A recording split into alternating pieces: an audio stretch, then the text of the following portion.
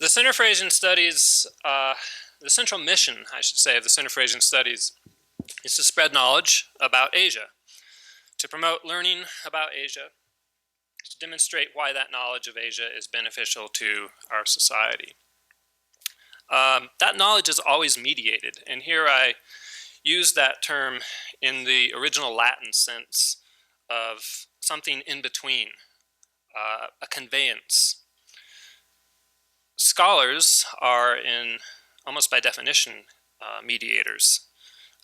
Anyone who gets in between us and the world and represents it in some way, a writer, an artist, a filmmaker, blogger, whatever, is a mediator. But I suppose the ultimate mediators are journalists, the ones who tell the news, the stories about what's going on around the world on an everyday basis, every day. And as someone concerned with the spread of knowledge of Asia, then I should also be concerned with who is mediating that knowledge. Asian studies is used to be, I should say, a pretty straightforward proposition.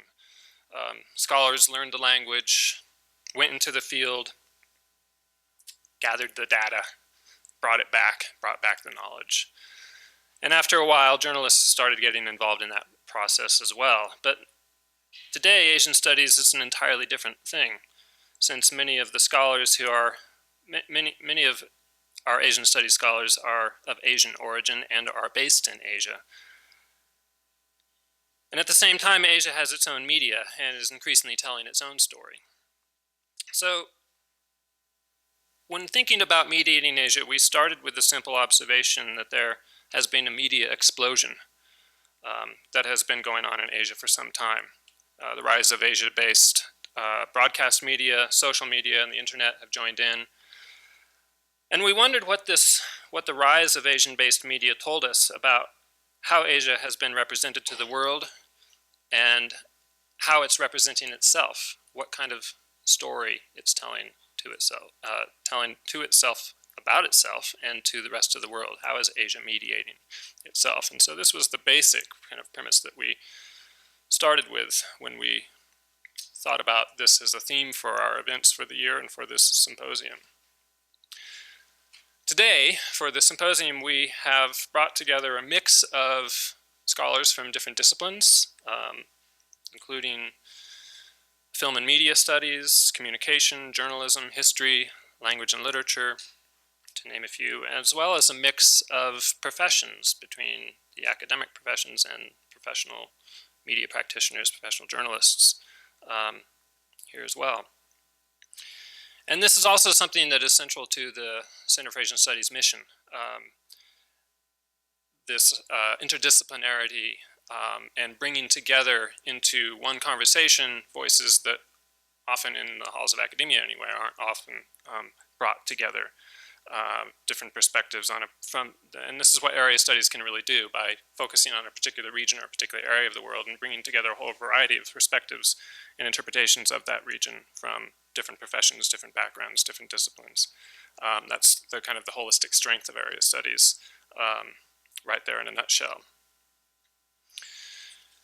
So I want to thank a number of people who have been really important in bringing about today's symposium and the events that we will have for the remainder of the day. First and foremost, I want to thank the staff of the Center for Asian Studies, Patricia Helfenbein, who has been really helpful in not only designing this beautiful logo, but doing a lot of the heavy lifting with logistical work and smoothing the way for everything.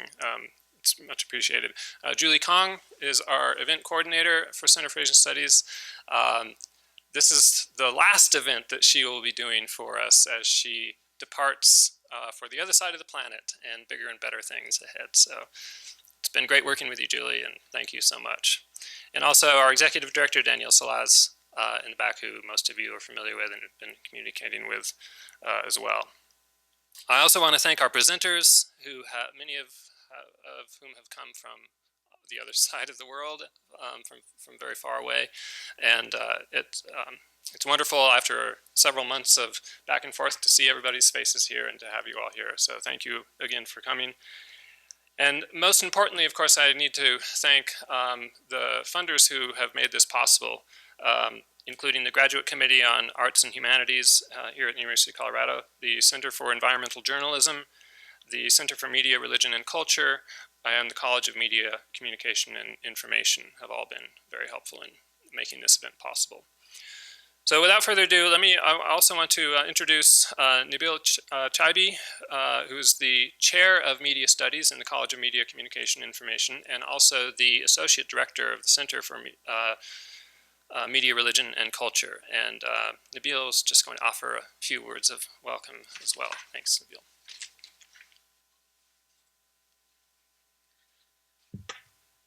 Welcome, and I'm very excited to be here. I was telling Tim earlier that we wish we had ordered better weather for our visitors, but it is what it is. Tim reminded me that we keep the nice weather secret for us, for the people who live here. So, but you just missed a great few weeks of just wonderful temperatures. I'm sorry. It's a little cruel, but to start with, but I just thought, you know, this is a beautiful place and you should get beautiful weather. Hopefully tomorrow you'll get beautiful weather. So my name is Nabil Chaibi. As Tim said, I'm associate professor and associate director of the Center for Media and Religion and Culture in the new College of Media, Communication, and Information. It just gives me great pleasure, really, to welcome you all to this event. This is a wonderful event all around because of the questions that are being addressed, because of the issues that are going to be raised, and most of all because of the people who are going to be addressing those kinds of questions. This is a fine group of scholars and journalists, and I'm very excited to be part of this event. I'd like to commend the Center for Asian Studies, particularly the director, Tim Oakes, Associate Director Tim Weston, and the team that's worked on this particular event for taking this important year-long initiative to explore critical questions about what we read, hear, and see about and from Asia through increasingly diffuse media representations in both traditional and new media. There are certainly no singular ways of representing such a vast and heterogeneous region as Asia, but there are decidedly multiple ways of mediating the stories and narratives of being and living in Asia. Like elsewhere and in a digitally connected world, governments, national media systems, transnational corporations, and emerging networks of individual cultural entrepreneurs compete to represent, defend, control, and contest what it means to be Indonesian, Chinese, Japanese, Malaysian, Korean, Indian, Pakistani, and in a larger sense, Asian. The symposium today asks significant questions about the mediation and imagination of Asian identities, histories, politics, places, and people. We are pleased to be joined by a number of distinguished scholars and award-winning journalists to address some of these issues and more. So on behalf of the Center for Media, Religion, and Culture and the College of Media, Communication, and Information, I'd like to extend a very warm welcome, and I'm sure we'll have a wonderful day of conversation. So please help me welcome all the speakers today.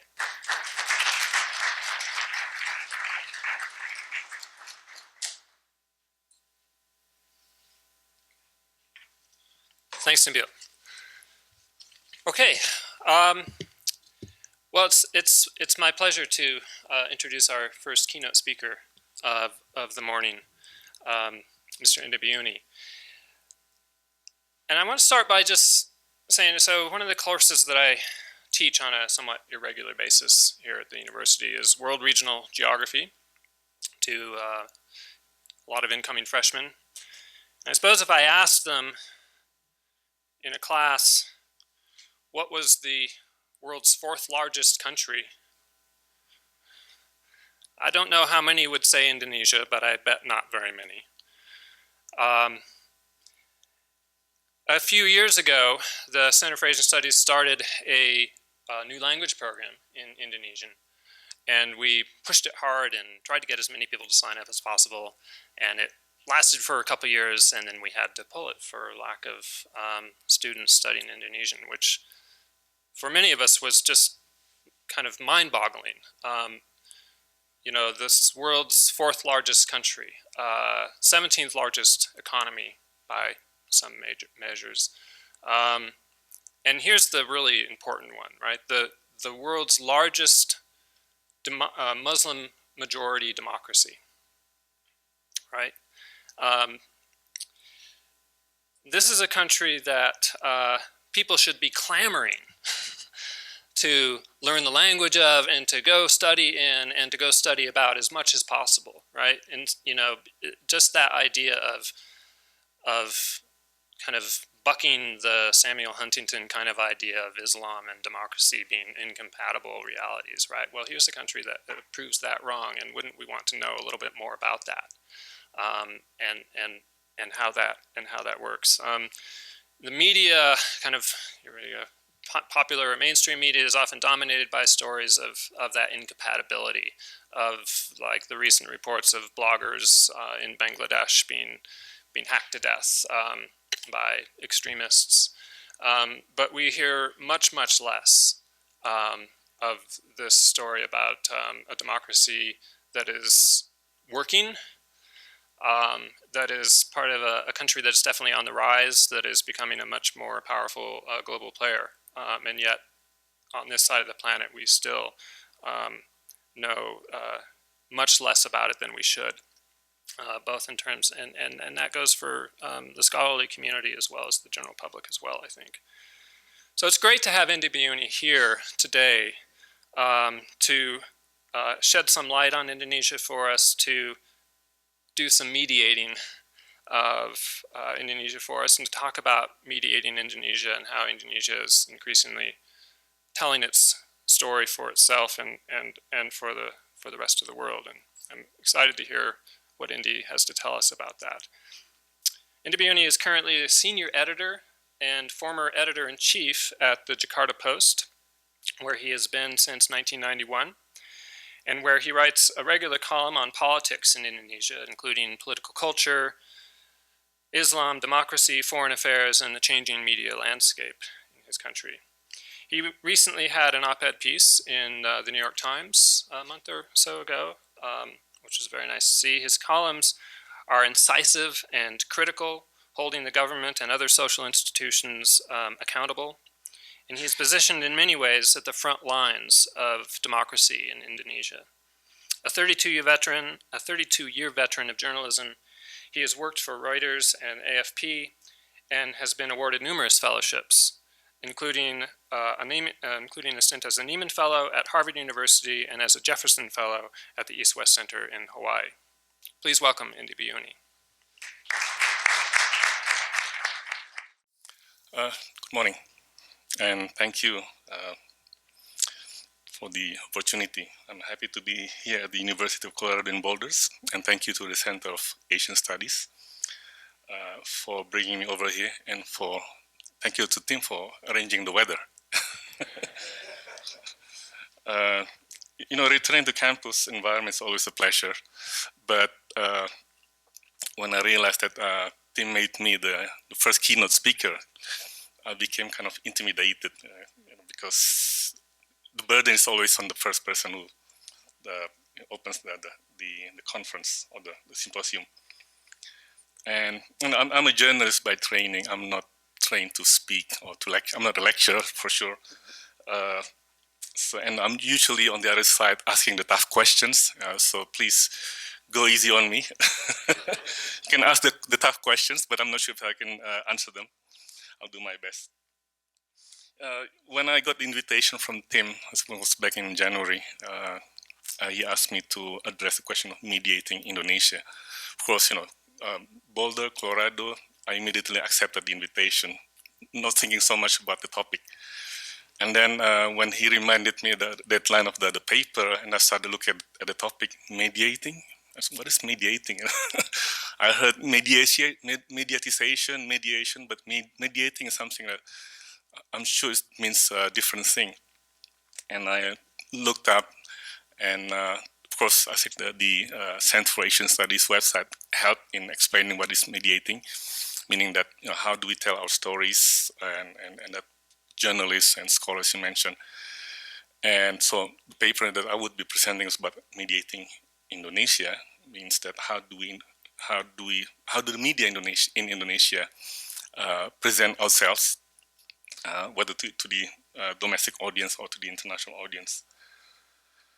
I wasn't convinced about whether I really grasped the meaning of mediating, so I Googled a few more times, and I came across a book by Rees, Shoemaker and Rees, Mediating the Message in the 21st Century. And I bought the book, and just to make sure that I understood what it means by mediating. It's a hard book to read. So I read a few chapters, but then I said, forget it. And I'm going to write my paper as a journalist would write. I'm not a scholar. I'm not a sociologist. So my paper will basically be a presentation by a journalist, a working journalist. My presentation will basically discuss the Indonesian story, why it's a great story to tell, at least in my opinion, and why isn't the story being told more effectively, and the question, what can we do about it? Now, on my long flight from Jakarta to Denver on Wednesday via Japan, I picked up this Wall Street Journal, the Asian edition, which is a compact or tabloid format, and went through the paper and you just have to take my words. The first page, the front page, has 3 stories. One is about, of course, China, one about Iran, and the other one is about Australia. And then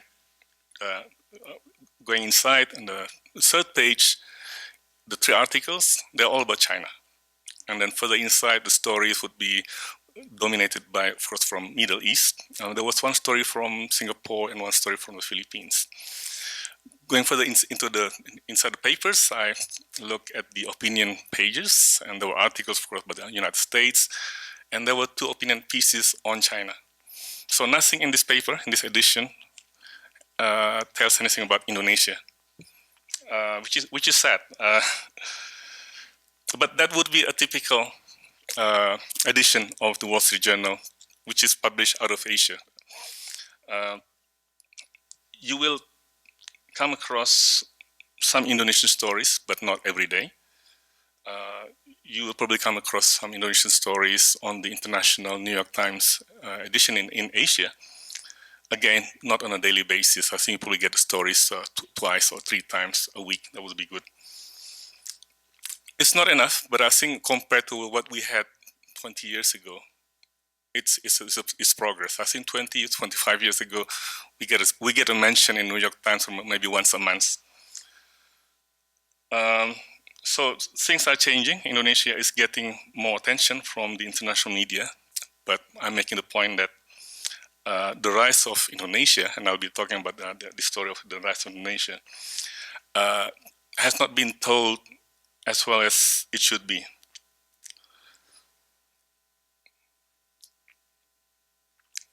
The media stories and literature books on Indonesia would typically describe the country as something that Tim mentioned.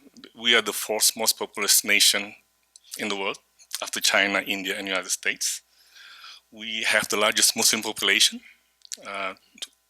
88% of our 250 million people are Muslims. We are the largest archipelagic state. We have, depending on which figure used, between one figure gives 13,000 islands.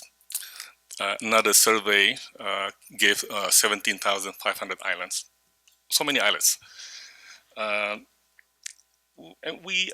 And in Indonesia, like India, we have a very diverse population in terms of ethnicity, race, culture, and religions.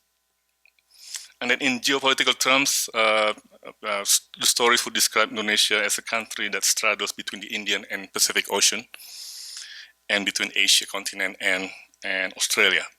So, these are the pictures that, descriptions that you would find in the typical stories about Indonesia. This would be standard descriptions, I would say. Nowadays, I think when they write about Indonesia, we have a few more accolades to add. One is Indonesia being an emerging democracy. And on the business pages, you would come across the description of Indonesia being an emerging market economy. So the changes have been recognized, but again, I would emphasize that not to the point that it could be it should be told. And I will list 5 aspects of the success of the Indonesian, the story to the success story of Indonesia. The first aspect that Indonesia, we made quite a successful transition from an authoritarian regime to a democracy when we got rid of our dictator in 1998. And last year we had our 4th democratic elections, and we actually had a peaceful and orderly succession of leadership that were elected by the people. This may be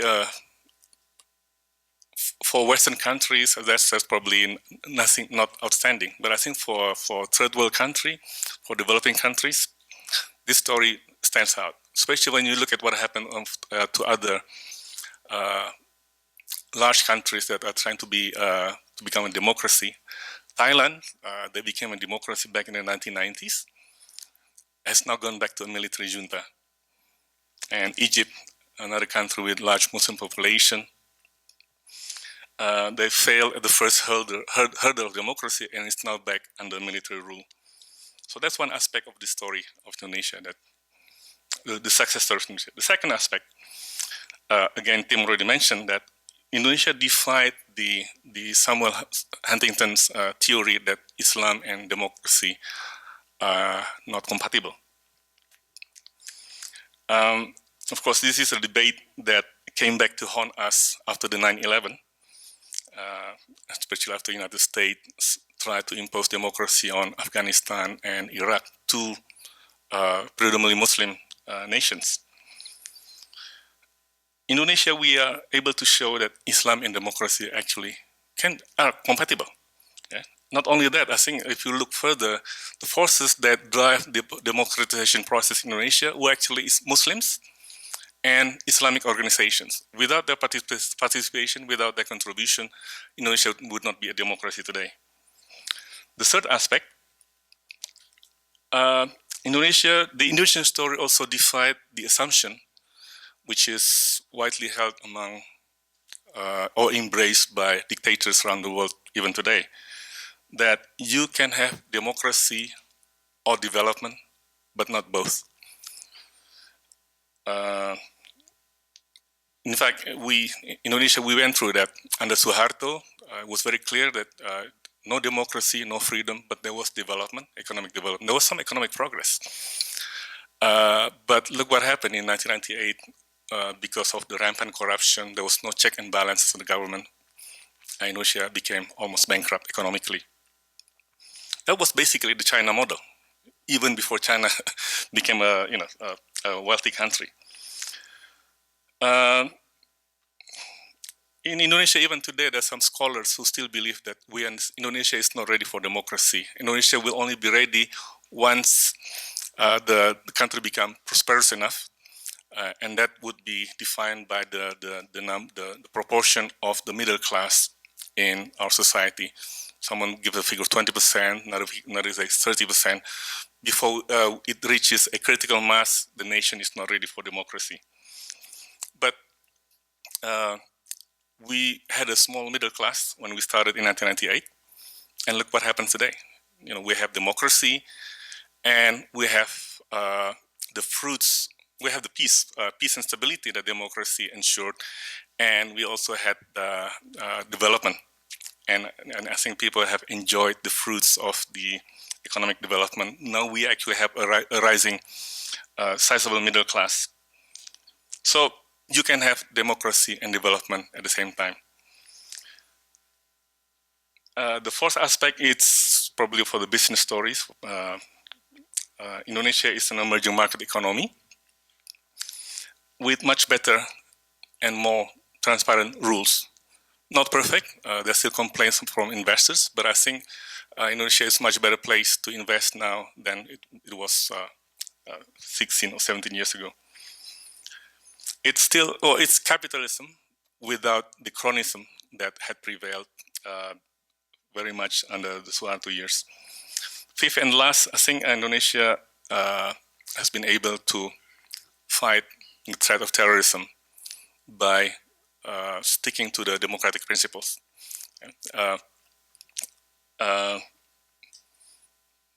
So due process of law was observed in dealing with terrorist suspects. There were after the Bali bombing in 2002, dozens, hundreds of people were arrested, and they were given the due process of law, and they were tried, and some of them were convicted, and those who where the evidence was were weak, they were released. So Indonesia is the democracy, it's an emerging democracy, an emerging market economy. It's not perfect by all means, but it's delivering the economic fruits. And a story, in my opinion, is worth sharing and worth telling. When we look at the international media reporting of Indonesia, you will come across some of these aspects, but not enough. I think the stories of Indonesia, when you look at the media, international media, would still be dominated by stories of mostly tragedies. The tsunami, the volcanic eruption, earthquakes, the plane crash early this year, and the usual problems that we have had: Islamic terrorism, Islamic radicalism, and of course corruption and human rights violations. I don't mean to sound like a government official denouncing or whining about we are being unfairly reported by the Western media. That's not my intention. Far from it. My concern is that the Indonesian story deserves to be told better, and that the world also needs to know Indonesia better. And the question is, why isn't it being told more effectively?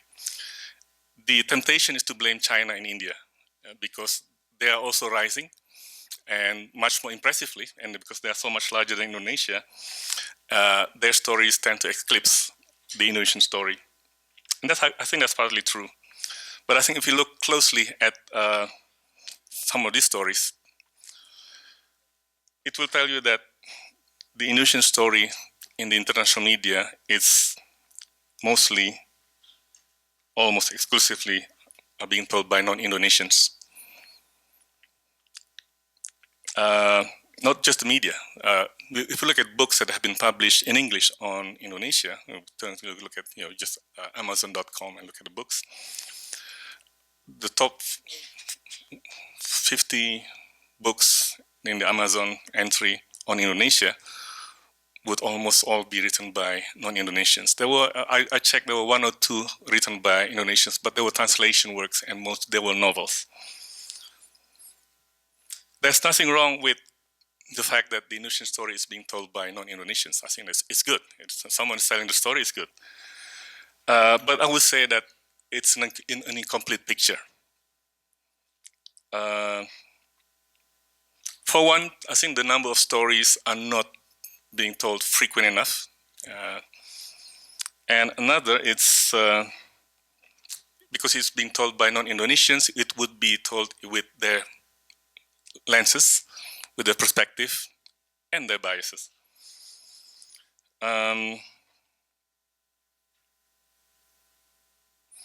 For the world to get a more complete picture of Indonesia, I think the Indonesian story should be told more by Indonesians, with Indonesian perspective, our own biases, and our aspirations.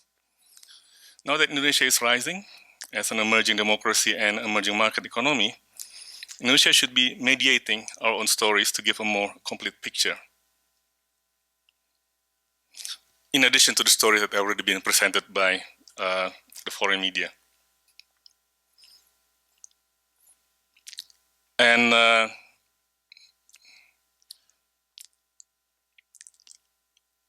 the reason why I feel that we should also be telling our own stories, is that we seem to be missing out on the chance of telling our own stories because we are not mediating ourselves. And I'll give you some examples. After 9/11, there were all conferences about Islam, right? In the West, in the Muslim world, trying to find out about, what is this Islam, and of course the association Islam and terrorism. And a lot of these conferences at the universities, they were very open. They invited Muslim speakers, Muslim scholars to speak. And I attended some of these conferences, not to speak, but basically to observe or to write on. And at many of these conferences, I think the participants, they were impressed by the Indonesian stories told by Indonesian Muslim scholars. One of them is the late Abdurrahman Wahid, who was our president. He was very popular, but there were other speakers as well who gave a completely different picture of Islam to the world. Yeah? A more tolerant and moderate brand of Islam that has evolved in Indonesia and much of Southeast Asia, very much different from the Islam that had developed or evolved in the religion's birthplace in the Arab world.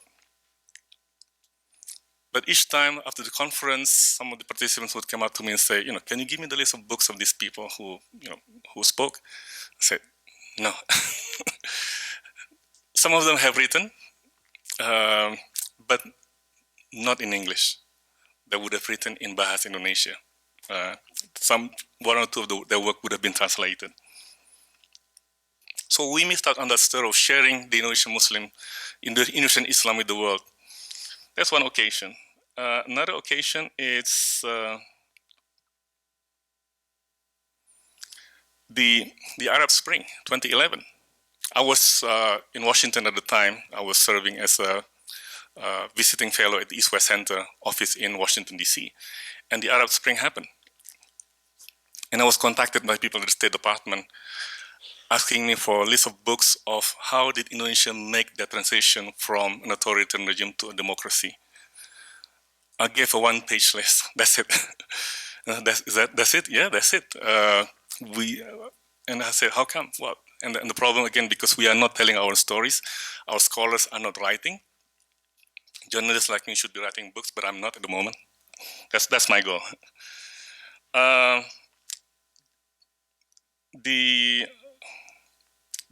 tsunami in Fukushima in Japan, right?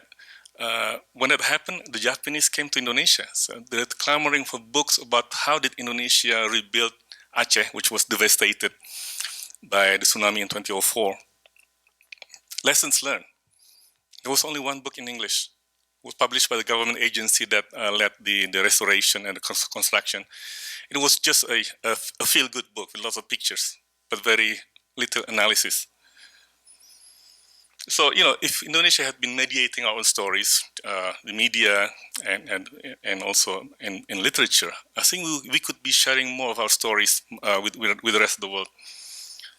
So the challenge for Indonesia in mediating our own story is not so much external.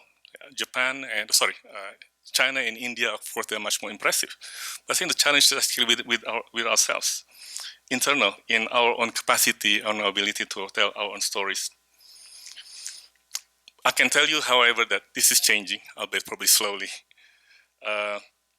for two reasons. One, the democracy and freedom that we have today have unleashed the energy and the creativity of a lot of people, and this is reflected in the explosion of the media industry. Not so much print, because print, like everywhere else, is dying, but books, novels, TV. And documentaries and movies. Indonesians, we are expressing ourselves in ways never before because we have that freedom. There's no more censorship from the government. And the second force was, of course, the internet revolution, and especially the social media. Indonesians, we embrace the social media. To the point that I think we are in the top 3 or top 4 of the largest number of Facebook accounts and Twitter, and someone in Indonesia keep tracks of the trending topics, and very often the most trending topic, Indonesia scores the trending topics around the world, and we are proud of that. That we are actually mediating our own stories. The problem, I think, is when it comes to mediating our own message, the majority of the media, majority of people who are actually active in Facebook, we are still mediating that message for our own home audience, not so much for the world audience. Part of the problem is language. We have the national language, Bahasa Indonesia, but it's not the first language for the majority of the people. It's the second language. It's a language that they have to learn at school. But at home, I think most people still speak their local language, and we're talking about 700 languages across Indonesia. And I think that's one of the problems in mediating our own message to our own audience is the language barrier. So we are still trying to reach our own home audience. Forget about the international audience. There are already, of course, some already actively engaging or actively trying to engage the world audience with the Indonesian story. One of them is my newspaper, the Jakarta Post. There's another publication, the Jakarta Globe. Not that many. There are some websites in English, and some people in the social media, they are like me. We post our messages in English in order to reach out to the global community. But it's hardly sufficient for Indonesia. That is fourth largest country, the third largest democracy, and we have aspirations to be a global power. And I think that's probably the challenge. If you want to be recognized as a rising Asian power, a middle power, and then we should also start mediating our own messages to the world. Two challenges, I think, when it comes to mediating the message to the world. One is mastery of English language, which is still very low. Of course, English and I would say Chinese. But the second is our own ability or skill in telling stories. In other words, journalism. That's also needs to be improved or strengthened. The journalism in Indonesia has evolved because we have that freedom, but I think we are not at that level where we can call ourselves to be, professional in the same way that the acceptable standards of the international media. So what I'm saying is, I just want to conclude that Indonesia is rising, and we are slowly, maybe too slowly, in mediating our own stories. But we recognize the problems, and I think if we try to address those problems, I think within the next 10 years, Indonesia will probably be mediating our own stories. Thank you.